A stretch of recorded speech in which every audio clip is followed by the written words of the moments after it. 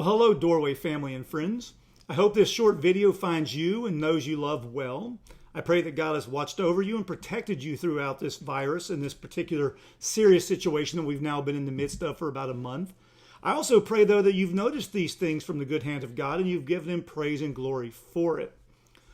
Like many of you, we're all longing for the day of gathering back together when we're allowed to come together as a church family, to congregate, to assemble, as literally the word church means, so that we can gather together in one place and to sing God's praises together.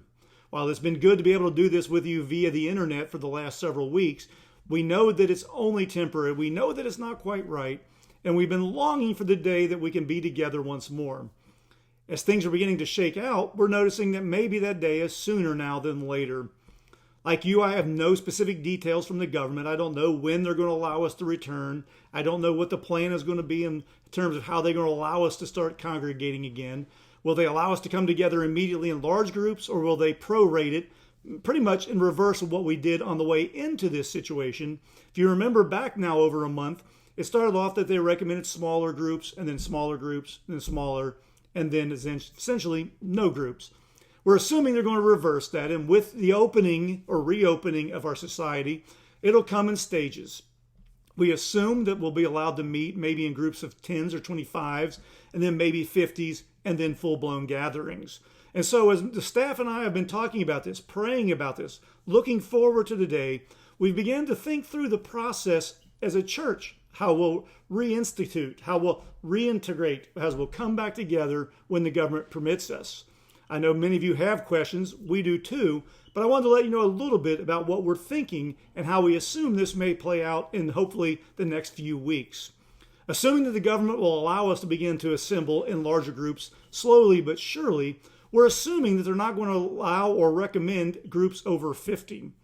And so our immediate plans will be that once we're given permission, we'll send out an email, we'll send out maybe another link here on the internet telling you what the finalized plans are going to be. But assuming that they're going to allow us in smaller groups like 50 or less, what we'll do is the very first Sunday that we're allowed, we'll recongregate on a Sunday morning in 2 worship services. To keep the size of the crowd smaller, we'll meet in 2 different groups. We'll have one worship service at 9 o'clock. Well, after that is over, we'll clear out the building. David and a group of volunteers will go through and sanitize and clean the building so that it's safe.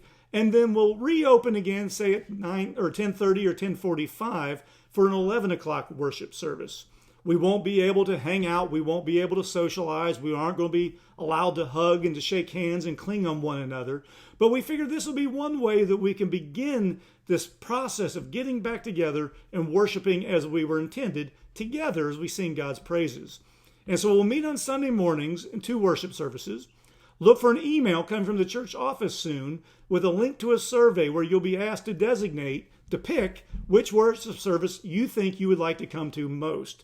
We're going to encourage folks to voluntarily pick a service, and if the balance turns out well, you'll be able to be in the service that you wanted.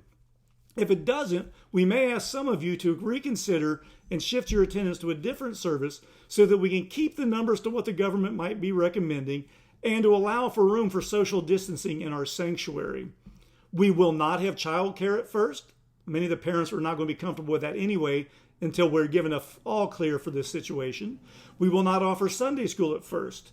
While those are smaller groups, it's also in smaller rooms. And so having been away from each other for so long, many of our immune systems are going to be down, that we're not going to be used to being around people. And so Sunday school will just prove to be an unhealthy place for some of our senior citizens particularly, but also for some of our children for the immediate future. We also will not meet on Sunday nights initially.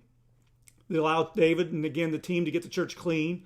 And we're hoping that perhaps though we'll be able to meet on Wednesday nights for prayer meetings and our Bible studies. And so that's a tentative plan right now, to come back, 2 worship services on Sunday morning, keeping the groups small, 1 at 9, 1 at 11, and then Wednesday night prayer meeting and Bible study. We're working right now on plans to figure out how to continue to record our worship services live on Sunday morning so that we can continue to broadcast that for those of you who just aren't comfortable or unable to get out right away. And we're also hoping to continue to record Wednesday nights for the very same purpose. In the meantime, we intend to also continue with our daily devotions, though in all honesty, those are far more work than you may realize.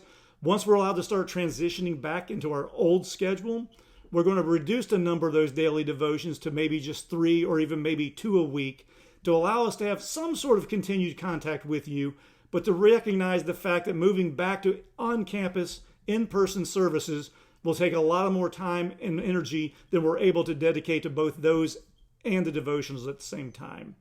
So again, we don't know the answers yet. We don't even know what questions to ask exactly until the governor comes back and tells us what his plan is.